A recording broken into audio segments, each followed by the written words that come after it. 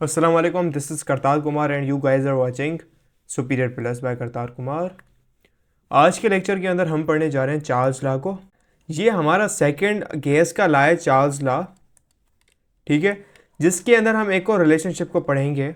So video start करने से पहले आप सबसे रिक्वेस्ट है चैनल को सब्सक्राइब कर लें और साथ साथ वीडियो को लाइक भी कर दें और दोस्तों के साथ, अपने फ्रेंड्स के साथ, फैमिली के साथ शेयर भी कर लें। दूसरी बात, हमारी एम डी कैट की और ई कैट की बैचेस चल रही हैं, जिसके अंदर अल्हम्दुलिल्लाह हम तैयारी करवाते हैं। एक साल की फ़ी है कितनी, 6,500 रुपये। और अल्हम्दुलिल्लाह हमारे 12+ बच्चे आगा खान में जा गए थे पिछले साल, और अल्हम्दुलिल्लाह 20+ बच्चे नस के अंदर गए थे, जिक्की के अंदर गए थे, IPA। और आपके जो NAD में तो जाते ही रहते हैं, वो NAD का सीन ही अलग होता है, वहाँ पर इतना कोई टफ टेस्ट नहीं होता। बकाया जो टॉप लेवल की यूनिवर्सिटीज़ हैं वो हमारे बच्चे टारगेट मारते हैं।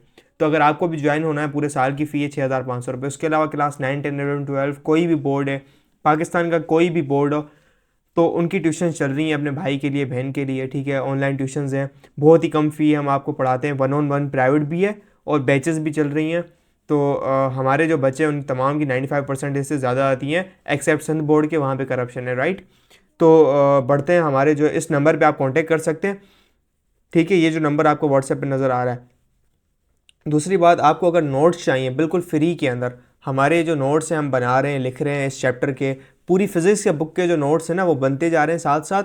और प्रीवियस लेक्चर्स के भी जो बने हैं व्हाट्सएप ग्रुप में हम आपको ऐड करेंगे, या व्हाट्सएप ग्रुप का जो लिंक है वो डिस्क्रिप्शन में गिवन है, डिस्क्रिप्शन में गिवन है, वहाँ पे ज्वाइन करोगे, सारे के सारे नोट्स, क्वेश्चन आंसर्स वगैरह आपको बिल्कुल फ्री के अंदर दे दिए जाएंगे।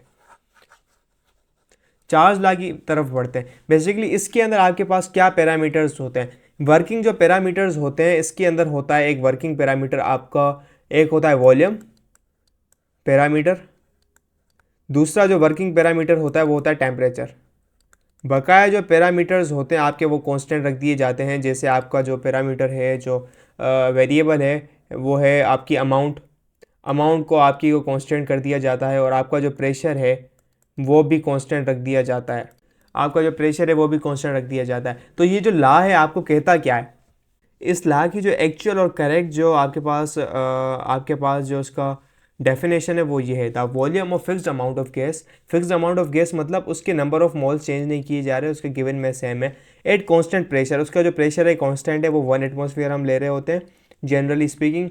वो डायरेक्टली प्रोपोर्शनल है केल्विन एब्सोल्यूट टेम्परेचर की। ये क्या कह रहा है मैथमेटिकली, जो आपका वॉल्यूम ऑफ अ गैस है वो डायरेक्टली प्रोपोर्शनल है टेम्परेचर के, but in kelvin absolute temperature, ठीक है। ये टेम्परेचर कौन सा है ये बात याद रखना, इट्स एब्सोल्यूट टेम्परेचर, ठीक है। वॉल्यूम टेम्परेचर बढ़ाओगे आपका वॉल्यूम बढ़ेगा, ठीक है। जैसे अगर आपने कोई चीज़ गर्म कर दी है या कोई चीज़ आप बॉयल कर रहे हो, ठीक है, उसका वॉल्यूम बढ़ता है। जस्ट लाइक आप दूध हो गया, दूध का वॉल्यूम बढ़ता है। एक्चुअली स्पीकिंग के आपका जो दूध है ना, आप दूध को उबाल रहे हैं तो वो ऊपर उठ रहा है, उसका वॉल्यूम नहीं इंक्रीज हो रहा। दूध के अंदर कुछ चीज़ होती है, गैस होती है एक, दूध को जब आप गर्म करते हो उसके अंदर से एक कंपाउंड होता है, वो गैस के अंदर कन्वर्ट होता है और वो हवा बन के उड़ रहा होता है। ऊपर जो चीज़ बनी हुई होती है, लेयर्स आपके जो लिपिड्स हैं और बाकी चीज़ें होती हैं, ऑयल्स हो रहे हैं और वो बटर है, वो जब उसके ऊपर लगता है, जो अंदर से लिक्विड गैस के अंदर कन्वर्ट होता है, तो वो लेयर्स को ऊपर पुश मारता है और वो पूरा ऊपर उठता है, ना कि दूध का एड से कोई वॉल्यूम बढ़ा है। ये एग्जाम्पल गलत दी जाती है स्कूलों में, टीचरों को गलत एग्जाम्पल दी जाती है, ऐसा नहीं होता। लिक्विड इतनी जल्दी आपका जो है ना वॉल्यूम इंक्रीज नहीं करता, ठीक है। गैसेस हो गई, गैसेस को गर्म करो उसका वॉल्यूम इंक्रीज होता है। राइट नाउ दूध वाली एग्जाम्पल एक्चुअली में गलत है।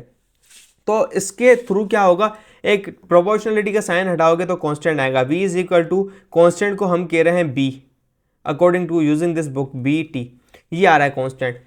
अब चक्कर क्या है भाई, ये क्या है, b is a constant, b is a constant, ये है आपके पास चार्ल्स लॉ, सिंपल। आपकी किताब प्यारी सी आपको क्या बोलती है कि the volume of a given mass of gas directly proportional absolute temperature T at constant pressure. Pressure भाई कांस्टेंट है। चार्ल्स लॉ को तुम ऐसे लिख सकते हो, बी को अगर तुमने कांस्टेंट कहा हुआ है तो v अपन, ये क्या हुआ, टी मल्टीप्लाई हो रहा है, यहां पे आके डिवाइड करेगा, ठीक है। तो तुम इसको सिंपली लिख सकते हो v अपॉन टी बराबर है कांस्टेंट के।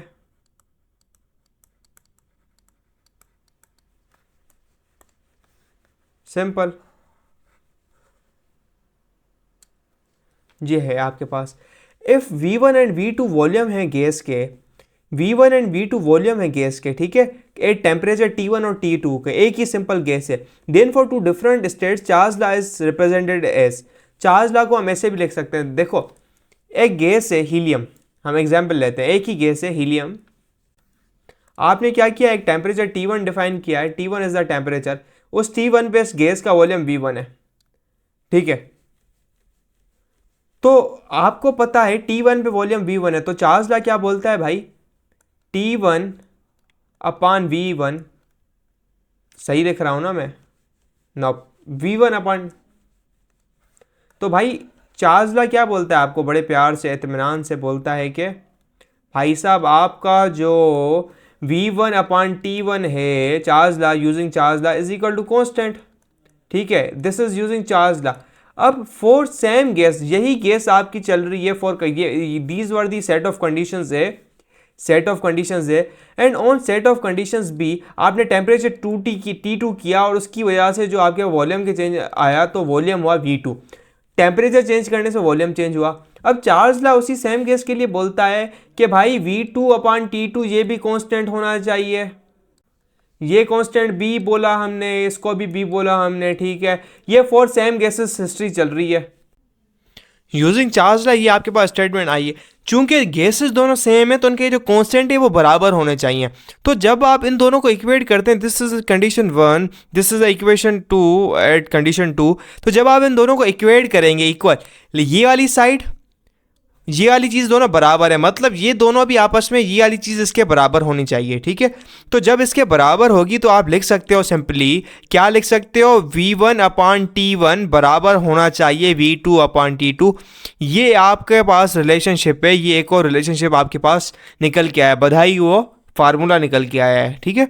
So this is a relationship of Charles law, इसको लिख लो, बहुत ज़्यादा काम है, इसके न्यूमेरिकल्स आप हल करोगे इसको, रिलेशनशिप ऑफ चार्ज लॉ का रिलेशनशिप है, ठीक है, इसकी डिडक्शन हमने निकालवा ली है।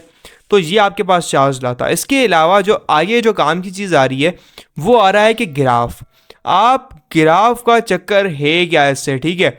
ये चार्ज लॉ का ग्राफ ही था जिससे हमें एब्सोल्यूट टेम्परेचर, केल्विन टेम्परेचर पता चला। देखो एक गैस है, ये हम ग्राफ बना रहे हैं, इसका एक गैस है उसका ग्राफ बना रहे हैं, ठीक है।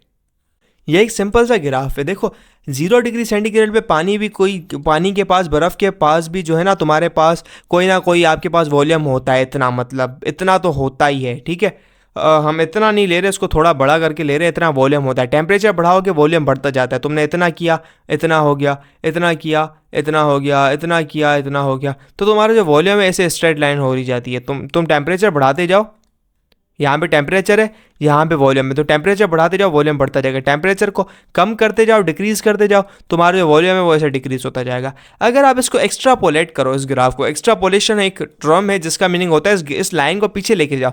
लाइन की दो चीज़ें होती हैं, एक होती है लाइन की स्लोप, वो स्ट्रेट लाइन की स्लोप आप आगे लेके जाएँ, एक्सटेंड करें, चेंज नहीं होती। दूसरी बात इक्वेशन, ये दोनों चीज़ें लाइन की चेंज नहीं होती, इसकी वजह से हम इसको खींच भी सकते हैं आगे। अगर हम इसी लाइन के पैटर्न को और आगे चढ़ते जाएं, करते जाएं तो हमें एक पॉइंट मिलेगा जहां पे वॉल्यूम, यानी ये एक्स इंटरसेप्ट पर जाके पहुंचेगी, मतलब आपको क्या मिलेगा, एक्स एक्सेस को कट करेगी जाके, तो ये क्या होगा, इस जगह पे होगा क्या, ये एक्स एक्सेस को कट मारी, मतलब वाई की वैल्यू 0 हो गई, मतलब इस पॉइंट पे वी कितना हो गया, बराबर हो गया 0 के, वॉल्यूम 0 के बराबर हो गया अगर एक्स्ट्रापोलेट करो। और वो टेम्परेचर हमें कितना मिला भाई, इसको तुमने खींचा, v तो बराबर हो गया 0 के, v वाला कोऑर्डिनेट 0 हो गया जो y कोऑर्डिनेट था। x कोऑर्डिनेट कितना हुआ, तुमने जब इसकी स्टेप्स किए और नापा इसको, -273.15 तुम्हें जाके मिला, तो ये कितना है, -273.15 डिग्री सेंटीग्रेड x है वेरिएबल। तो मतलब टेम्परेचर को इतना कम करो कि वॉल्यूम 0 कब होगा, वॉल्यूम 0 कब होगा, -273.15 पर। एक गैस का नहीं, तमाम गैसों का। हम इसको फर्दर और क्यों नीचे नहीं लेके जा रहे, क्योंकि नेगेटिव वॉल्यूम होता ही नहीं है। कभी सुना है कि किसी चीज़ का नेगेटिव वॉल्यूम, नेगेटिव मास हो सकता है किसी का, नहीं, वॉल्यूम किसी चीज़ का नेगेटिव नहीं हो सकता। तो ये डोमेन रेस्ट्रिक्शन है, मतलब वाई की ये जो रेंज है, ये वाला जो एरिया है पूरा, why can't be negative, why can't be negative, ये आप अंडरस्टूड की बात है, ये आपका क्या है, डोमेन रेस्ट्रिक्शन है, गॉट इट। तो इसके लिए नेगेटिव वैल्यू नहीं हो सकती। ये 0 डिग्री सेंटीग्रेड मतलब 0 वॉल्यूम हो गया गैस का, आप टेम्परेचर कम करो, इसको कहते हैं एब्सोल्यूट जीरो टेम्परेचर। मतलब ये हकीकत में गैस यहाँ पे एग्जिस्ट ही नहीं करेगी, मतलब गैस का वॉल्यूम जीरो हो जाएगा, गैस गायब हो जाएगी। इसको थ्योरेटिकल जीरो ही कहा जाता है। क्यों? क्योंकि इस टेम्परेचर से पहुंचने से पहले, मतलब तुम ले लो अगर हम 272 पर पहुंच गए 0.15 नेगेटिव का, मतलब आप एब्सोल्यूट जीरो पे पहुंचने वाले हो, ठीक है, हकीकतन वाला जीरो। उससे पहले ही ये जो हमारी जो रियल गैसेस हैं, रियल जो मटेरियल्स हैं लिक्विड, तो ये रियल गैस क्या हो जाती है, लिक्विड हो जाती है। क्या हो जाती है? लिक्विड हो जाती है। और कम करो सॉलिडिफाई हो जाती है। इनके बिटवीन अट्रैक्टिव फोर्सेस इतनी स्ट्रांग हो जाती है, तो मतलब उससे ज़्यादा कर ही नहीं कर सकते। मतलब 0 केल्विन तक पहुंचना इम्पॉसिबल है, इम्पॉसिबल है तुम्हारा। हमने 0.0004 केल्विन तक पहुंचे, लेकिन 0.00000 केल्विन तक नहीं पहुंचे आज तक। तो बहुत ज़्यादा मुश्किल हो जाता है। कोई एक ऐसी गैस जिसके बिटवीन थ्योरेटिकल गैस है, उसका वॉल्यूम बिल्कुल ना हो, मतलब तुम्हारा मेस उसका मतलब हो, और दूसरी बात अट्रैक्टिव फोर्सेस ना हो, वो लिक्विफाई ना हो, ठीक है, उनके बिटवीन अट्रैक्टिव फोर्सेस ना हो, उसका तुम एक ऐसी थ्योरेटिकल गैस उठाओ जिसके पास अट्रैक्टिव फोर्सेस एग्जिस्ट ही ना करें, तुम करीब भी कर लो, वो गैस जाके उसका टेम्परेचर तुम नेगेटिव 273.15 डिग्री सेंटीग्रेड करोगे तो वो गायब हो जाएगी। ऐसी हकीकत में कोई गैस एग्जिस्ट करती ही नहीं है, क्योंकि टेम्परेचर इसको अटेन करना इम्पॉसिबल है। That's why we call this theoretical zero, क्योंकि थ्योरेटिकल गैस का इस जगह पर वॉल्यूम थ्योरेटिकल जीरो होता है। इससे तुम्हें पता चला कि यार ये हकीकत के अंदर जीरो तो ये है, 0 degree centigrade is really not a zero temperature.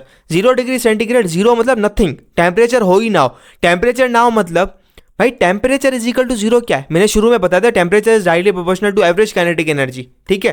Temperature zero हो जाए मतलब काइनेटिक एनर्जी जीरो हो जाए, मतलब मॉलिक्यूलर मोशन तुम्हारी जीरो हो जाए, ये होता है एब्सोल्यूट जीरो। हकीकत में जीरो, वो 0 डिग्री सेंटीग्रेड पे तुम्हारी मॉलिक्यूलर मोशन जीरो नहीं होती।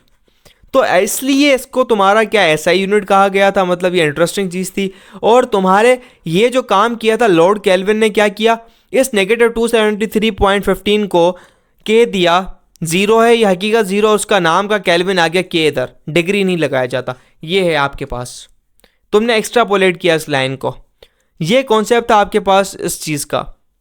फ्रॉम द ग्राफ, तुमने जो ग्राफ अभी मैंने तुम्हें पढ़ाया है, तुमने क्या किया, gas still has a volume we not, 0 degree centigrade पे कुछ वॉल्यूम है इस जगह पर। जब तुमने टेम्परेचर और वॉल्यूम में ग्राफ स्ट्रेट लाइन था, और जब तुमने इसको एक्स्ट्रापोलेटेड किया बैकवर्ड, पीछे की तरफ तुमने इस लाइन को खींचा, तुम्हें एक ये क्या है, टेम्परेचर एक्सिस को उसने कट किया नेगेटिव 237। गलती है भाई बुक के अंदर, इधर सेट कर लो, नेगेटिव 273 इधर आएगा, नेगेटिव 273 डिग्री सेंटीग्रेड, या 0.15 लगवा लो एक्यूरेटली। ग्राफ ये शो कर रहा है कि वॉल्यूम इस गैस पे जीरो हो जाएगा। केल्विन एल आएगा इधर, केल्विन सेलेक्ट किया इस टेम्परेचर को as the zero, absolute zero kelvin इसको कहा, लॉर्ड केल्विन नाम का बंदा था, ठीक है। इस पे क्या हो जाती है, मॉलिक्यूलर मोशन सीज हो जाती है, मतलब रुक जाती है कतई तौर पर। ये चार्ज ला था आपके पास। सिंपल चीज़ ये थी कि तुम्हारा जो, अगर तुम टेम्परेचर बढ़ाते हो किसी चीज़ का, उसका वॉल्यूम बढ़ता है, टेम्परेचर कम करते हो उस चीज़ का, क्या होता है, उसका वॉल्यूम डिक्रीज हो जाता है।